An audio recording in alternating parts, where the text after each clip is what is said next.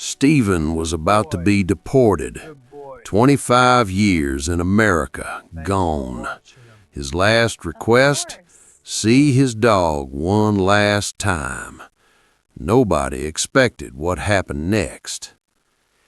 Gate 27, Terminal D. The departure board blinked.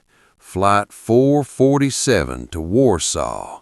Final boarding, 15 minutes.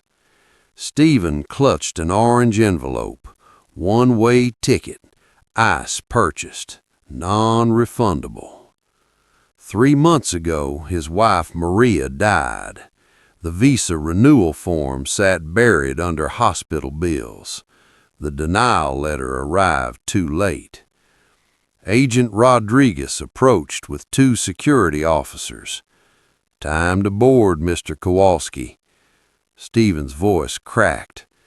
"Please, just let me see my dog one last time." Rodriguez's jaw tightened. "This isn't a kennel. You've had months to prepare."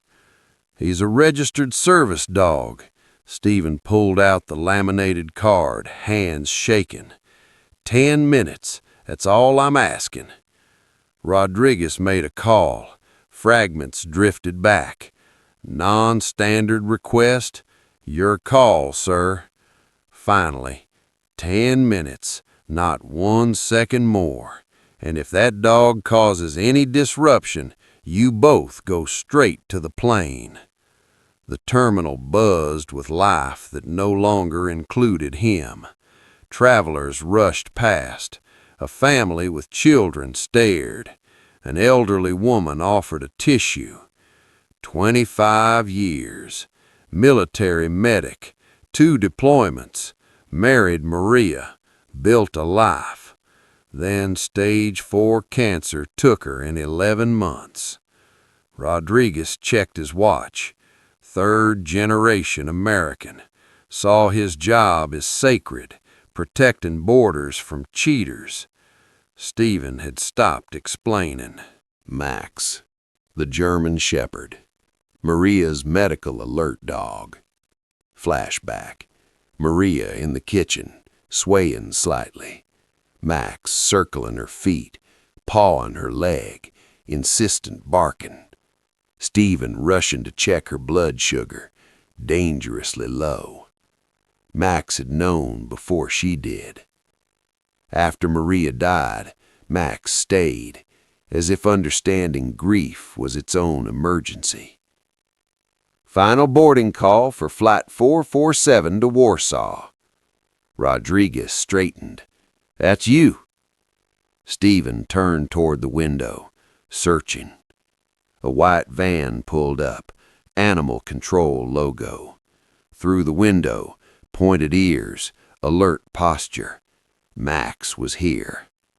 The van doors opened, handlers emerged. Behind them, a dark SUV, government plates, 2 men in suits, one with a tablet, both scanning the terminal. Rodriguez's radio crackled. His expression shifted to confusion. "What the hell?" The handlers argued with the suited men. Max barked inside the van, sharp, urgent barks Stephen had only heard once before, the night Maria died. Max emerged from the crate like a ghost.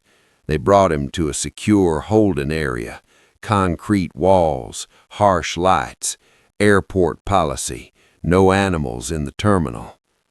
Stephen stood in the doorway, arms crossed. Behind him, travelers pressed against the glass, phones out, recording. Max was 7 years old, German Shepherd, gray in muzzle, amber eyes, sharp, alert, seeing things humans couldn't. Stephen dropped to his knees, arms open. "Hey, buddy, I'm sorry. I'm so sorry." He expected Max to rush forward. The familiar weight, the wet nose, the tail wagging, their goodbye. Max didn't move. Rigid, ears forward, every muscle locked. He wasn't looking at Stephen. He was staring behind him. Fur along his spine rose, a low whine, not greeting but urgency. Stephen's stomach dropped. "Max, what's wrong, boy? It's me." Max's paw lifted, scratched the concrete, once, twice. Flashback, Maria's kitchen, Max's paw scratching the floor, circling her, the same pattern. Then Max began circling Rodriguez, tight, focused rotations, the alert sequence. Stephen's heart lurched.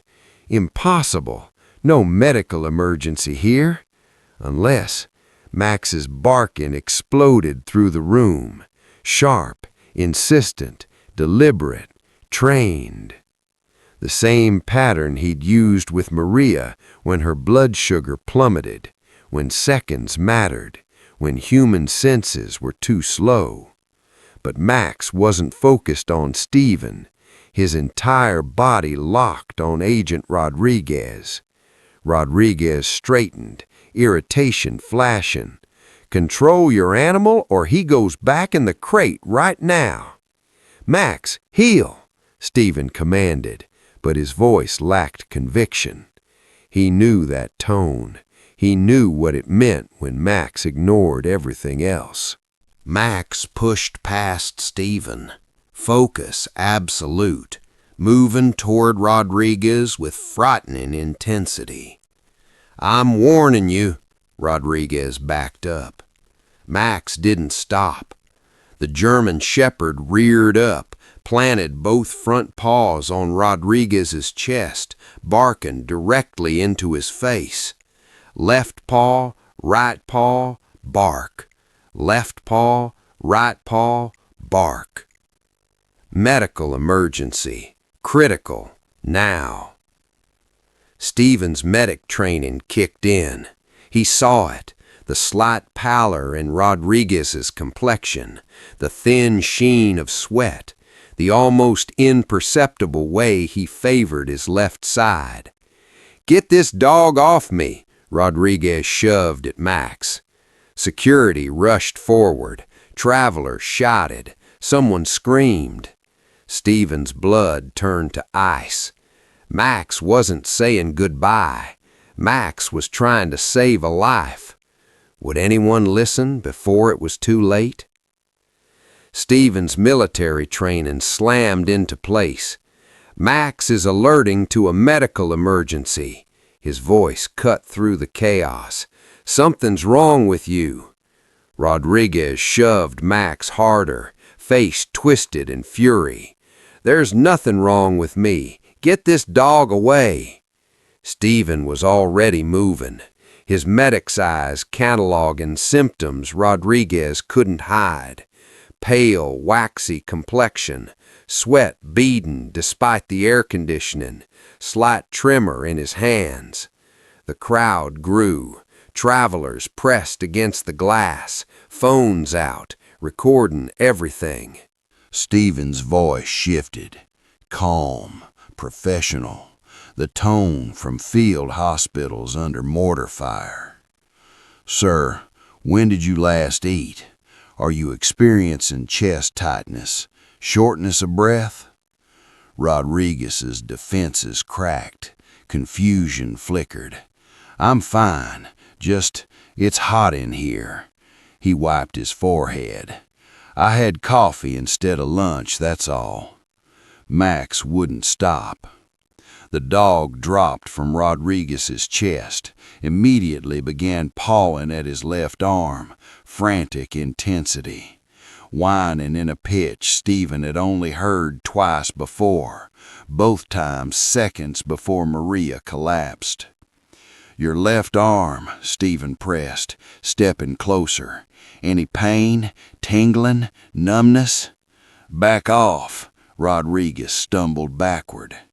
Stephen saw it now, the way he favored his left side, the way his face glistened with sweat that had nothing to do with temperature. Commotion at the door. An airport paramedic pushed through, medical bag in hand. Someone called about a medical emergency? Stephen didn't hesitate. This is a cardiac service dog. He's trained to detect heart attacks before visible symptoms appear. He pointed at Rodriguez. You need to check him now. The paramedic's expression shifted from skeptical to alert. She'd dealt with service animals before. Rodriguez threw up his hands, voice rising. This is ridiculous. I'm supervising a deportation, not... He didn't finish. Face went from pale to gray. Eyes widened, pupils dilating. Left hand clutched at his chest, fingers clawing at his shirt. Knees buckled. Stephen lunged forward, caught Rodriguez before his head cracked against concrete. The agent's weight was dead in his arms. "He's unconscious," the paramedic shouted, dropping beside them. "Get the AED from the wall, now!" Max's barking reached fever pitch. Security rushed in. Someone yelled about 911. Phones captured every second. Stephen lowered Rodriguez to the ground, hands on autopilot, checking airway, checking pulse. There, thready, irregular, way too fast. The paramedic ripped open Rodriguez's shirt, buttons scattered. She slapped electrodes onto his chest. The AED's mechanical voice cut through chaos. Analyzing heart rhythm. Do not touch the patient. Stephen's fingers found Rodriguez's wrist, pulse getting weaker. "Shock advised," the AED announced. The paramedic looked up. "Everyone back. Clear." Stephen's eyes locked on Rodriguez's gray face, Max barking desperately, the deja vu of holding someone dying in his arms. The machine charged, rising whine. In that frozen second before the shock delivered, Stephen realized the terrible irony.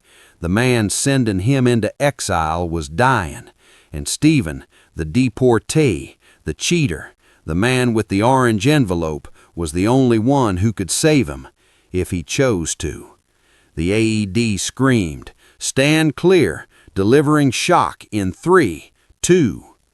The shock hit Rodriguez's body like lightning. Chest arced off the ground, collapsed back. Stephen's fingers found the pulse point. Nothing. Then a flutter, weak, but there. "Pulse returning," the paramedic shouted. More medics burst through with a stretcher, oxygen tanks, emergency kit. The small holding room transformed into a trauma bay. Stephen's military training took over. Oxygen mask, high flow, get an IV line started. We need vitals every 30 seconds. The lead paramedic glanced at him, recognized the authority, nodded. "You medical?" "Former Army medic, 2 tours." They worked in synchronized chaos. Stephen called out observations, respiratory rate, skin color, pupil response, while paramedics attached monitors. The EKG machine beeped to life. The lead paramedic's face went pale. Jesus, silent MI, no classic chest pain presentation. She looked at Stephen, awe and disbelief. If we hadn't caught this in the next 5 minutes, he'd be dead. How did you know? Stephen stepped back, gestured to Max. The German shepherd sat rigid, alert, watching Rodriguez with uncanny amber eyes. I didn't, he did. The crowd had swelled to dozens, every phone out, recording. The glass walls framed them like a stage. Travelers crying, security guards frozen, a woman pressing her hand to her mouth. This was going viral, absolutely certain. Rodriguez's eyes fluttered open, confused, disoriented, oxygen mask fogged with his breath. His gaze swept the room until it found Stephen, kneeling beside Max. Something passed between them, wordless, profound. The man whose life you were ending just saved yours. Paramedics lifted Rodriguez onto the stretcher, preparing to wheel him out. Rodriguez's hand shot out, trembling, grasping for Stephen. Fingers closed around Stephen's wrist with surprising strength. "Don't," voice muffled behind the mask, barely audible. "Don't let 'em take you, please." Then he was gone, wheeled through the crowd toward the waiting ambulance. Stephen stayed on his knees, Max pressed against his side, mind spinning. Heavy footsteps approached. A new voice, sharp with authority. "Everyone out! Clear this area now!" The crowd reluctantly dispersed. Security guards formed a perimeter. A woman in a dark suit entered, late 40s, steel gray hair pulled back, ice badge reading Senior Supervisor Susan, Rodriguez's boss. She surveyed the scene with calculating eyes, scattered medical equipment, buttons from Rodriguez's torn shirt, the AED still blinking. Then her gaze settled on Stephen. "Agent Susan," she didn't offer her hand, "I need to understand what just happened here." One of the paramedics spoke up. His dog detected a heart attack before anyone else knew. This man, she pointed at Stephen, saved Agent Rodriguez's life. Susan pulled out her phone, scrolled quickly, jaw tightened. "It's already at 2 million views. News crews are en route." She looked at Stephen. "The deportation order is valid. Legally, nothing has changed." Stephen's chest tightened. Of course, even saving a man's life wouldn't be enough. "I don't want special treatment," he said quietly, hand resting on Max's head. "I just want to stay where my wife is buried." Susan's expression remained unreadable. She made a call, spoke in clipped tones too quiet to hear, then hung up, pulled Stephen aside, away from the remaining guards. "I'm granting a 72-hour humanitarian stay while Rodriguez recovers." Her voice was cold, professional. "After that, the deportation proceeds, unless something changes. Use the time wisely." She turned to leave, paused. "And Mr. Kowalski, 2 million views in 20 minutes. By tomorrow, this'll be everywhere. The entire country is going to be watching what happens next." Stephen's pulse hammered. 72 hours.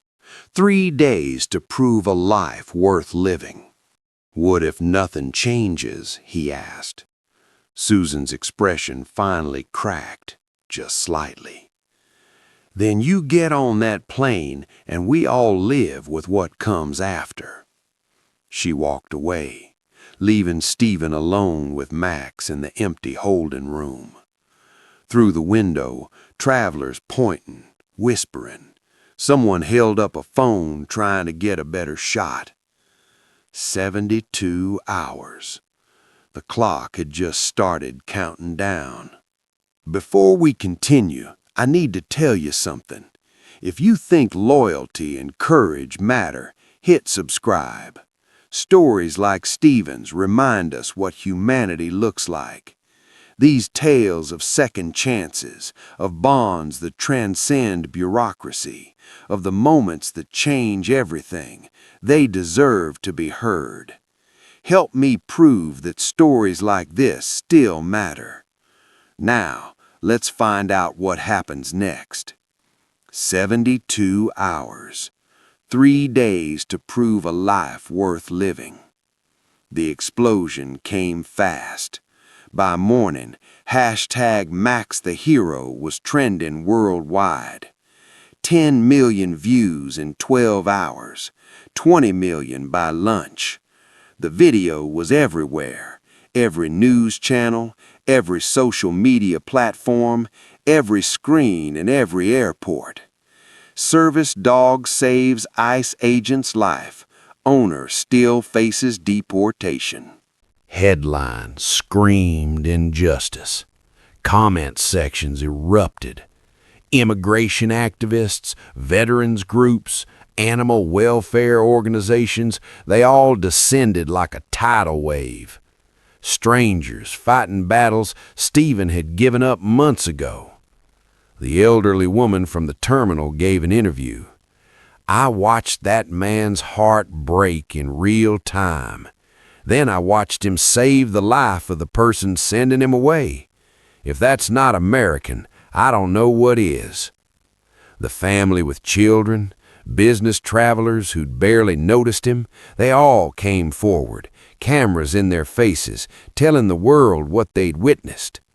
But the airport employees shocked Stephen most.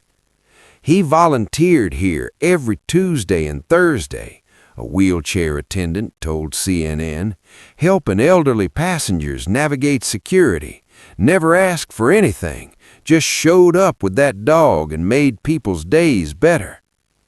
Veterans Support Group released a statement.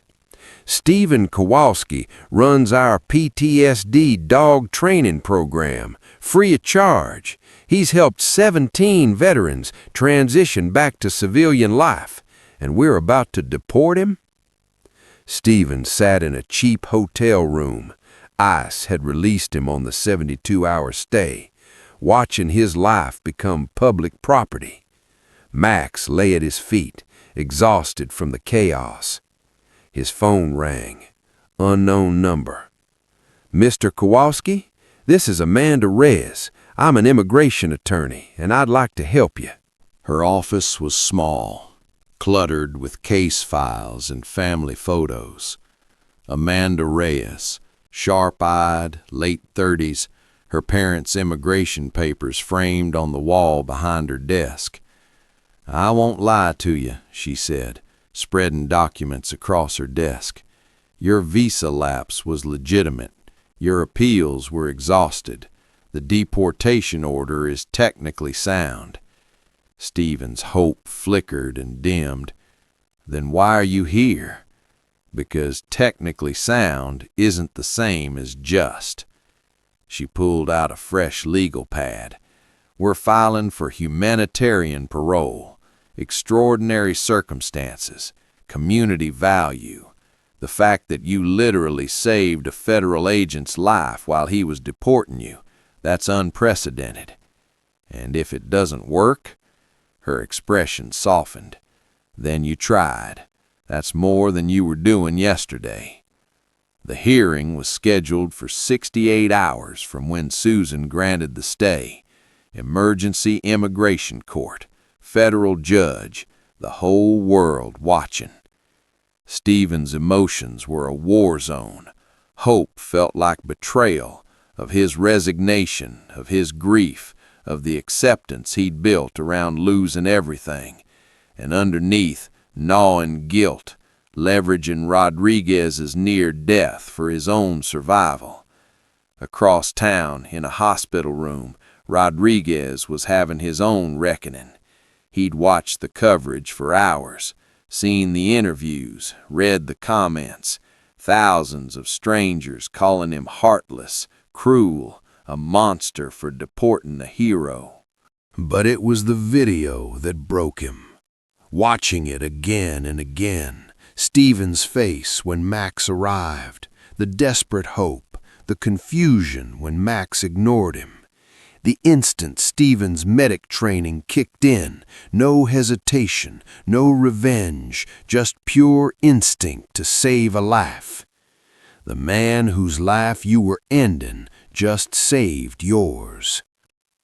Rodriguez had spent 15 years seeing immigrants as case numbers, threats, cheaters, never as people with histories, with grief, with love worth fighting for. He saw it now, and it was destroying him. His cardiologist was clear. You need rest, at least a week. No stress, no travel, absolutely no courtroom drama. Rodriguez nodded. Then, the night before the hearing, he checked himself out against medical advice. His hands shook as he dialed Stephen's number, the contact info from the deportation file. 2 rings, 3. Hello? Rodriguez's voice came out rough, still damaged from the oxygen mask. Mr. Kowalski, it's Rodriguez. I need to testify tomorrow. I paused, swallowing hard. There's something I have to say. Silence on the other end. Then, you should be in the hospital. I know. Rodriguez stared at the IV bruise on his arm. But if I don't do this, I won't be able to live with myself. You saved my life. The least I can do is save mine. Stephen's voice cracked. I'm gonna try. Another silence, longer this time. They'll ask why you changed your mind, Stephen said quietly. Rodriguez closed his eyes, seeing it again. Max's desperate barking, Stephen's hands on his chest. The moment his heart stopped and a stranger chose to restart it. Because you showed me what I'd forgotten, that every case file is a person, every deportation is a destruction, and I've been destroying lives in the name of following rules. He heard Stephen's breath catch. Will it be enough? Stephen asked. Rodriguez thought of the judge, the law, the system he'd served for 15 years. I don't know, but I have to try. He hung up, stared at the courtroom address written on a scrap of paper. Tomorrow, the entire country would be watching. Tomorrow, he would either save a man's life with his words, the way that man had saved his with his hands, or they would both lose. The immigration hearing wasn't held in a courtroom. It was held in the court of human conscience. Federal Immigration Court, 9 a.m. The gallery packed beyond capacity. News cameras lined the back wall. Every seat filled with witnesses, activists, veterans in uniform, strangers who'd watched the video and driven hours to be here. Stephen sat at the defense table, Amanda Reyes beside him, Max lying calm and dignified at his feet. Across the aisle, the government's attorney shuffled papers, expression unreadable.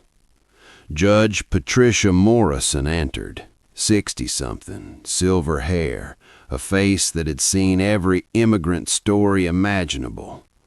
She gavelled the room to silence.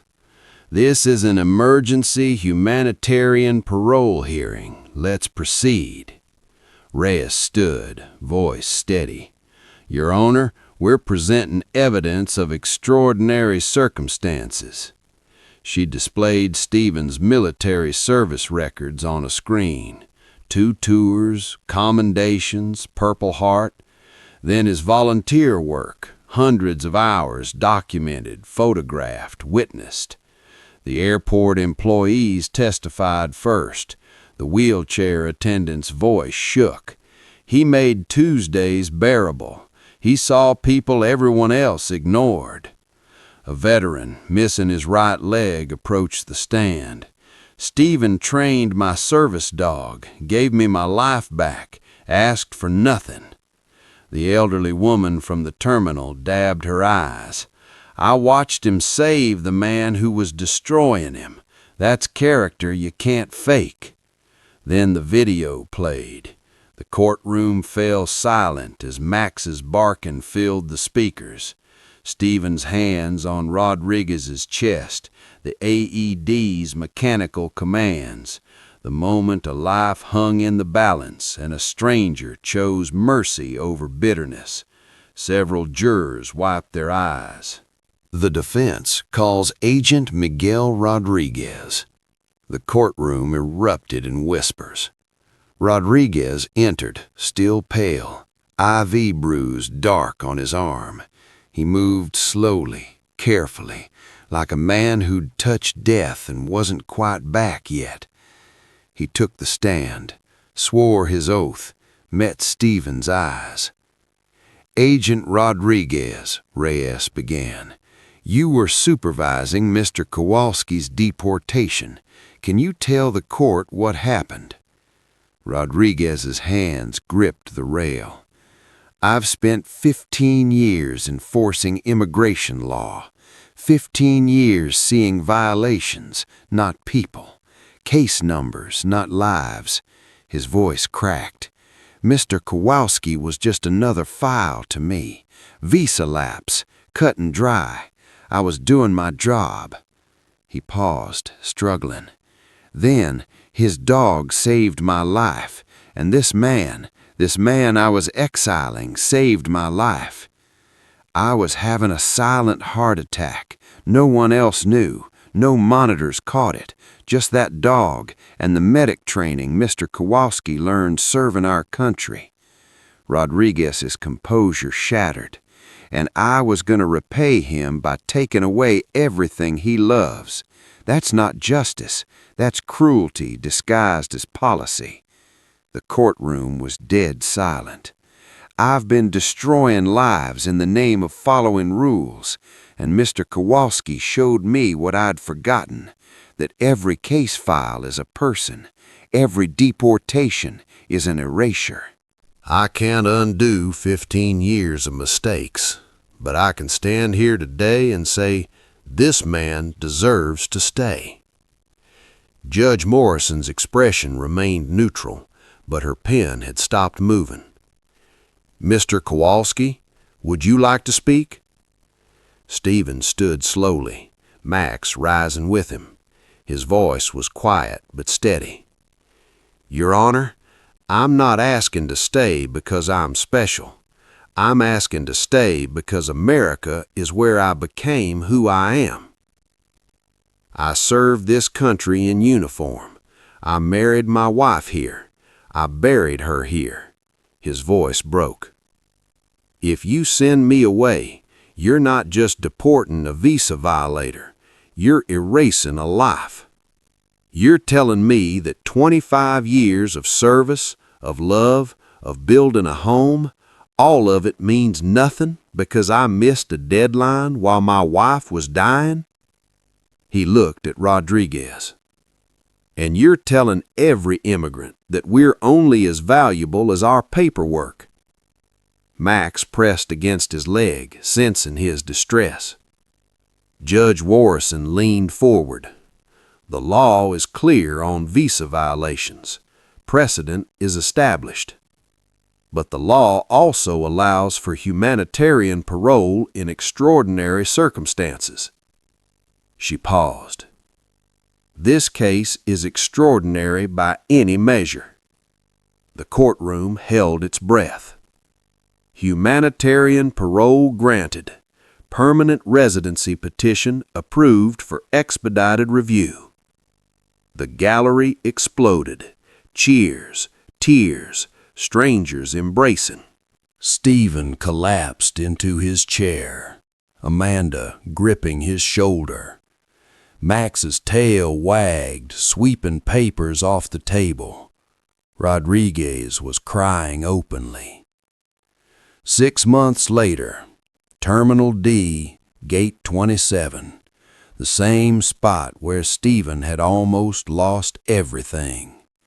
Now he stood there every Tuesday and Thursday, Max beside him, training service dogs for veterans and first responders. The airport had given him an official volunteer badge, a small office, funding for the program. Rodriguez approached with 2 coffees, moving easily now, fully recovered. He'd resigned from ICE, now worked with an immigration reform advocacy group. "Busy morning?" Rodriguez asked, handing Stephen a cup. 3 new teams starting today," Stephen smiled. One's from Poland, actually, a veteran who just got his green card. Rodriguez's expression softened. They'd become friends, unlikely, impossible friends, bound by the moment that changed 'em both. A young family approached, hesitant. Mother, father, 2 small children. The mother's hands shook as she held papers. "Excuse me, are you Stephen from the video?" Stephen nodded. We have a hearing next week. Asylum case. We're so scared. Rodriguez stepped forward, voice gentle. What's your case number? I know some good attorneys. Let me make some calls. The mother's eyes filled with tears. Thank you, thank you. As they walked away, Stephen and Rodriguez sat on the familiar plastic benches. Max sprawled between them, gray and muzzle resting on Stephen's knee. Through the windows, planes took off into the afternoon sky. Departures and arrivals, endings and beginnings. You ever think about that day? Rodriguez asked quietly. Stephen watched a 747 climb into the clouds. Every day. It's the day I almost lost everything, and the day I got it all back. Rodriguez nodded. Me too. Different reasons. Max's tail thumped once against the floor. He's a good dog, Rodriguez said. The best. Stephen scratched behind Max's ears. He saved both of us. And in that moment, in the same terminal where bureaucracy had almost destroyed a life, 2 men sat together, one who'd almost been erased, one who'd almost been the eraser, both transformed by a dog who saw what humans had missed. That sometimes the system needs to remember it serves people, not the other way around. Seconds before his deportation, Stephen asked to see his dog. What happened next didn't just shock the airport. It reminded us that justice isn't always found in courtrooms or case files. Sometimes it's found in the desperate barking of a loyal companion, in the hands of a medic who chooses mercy, in a man who learns to see people, not paperwork. And sometimes it takes a dog to teach us what it means to be human.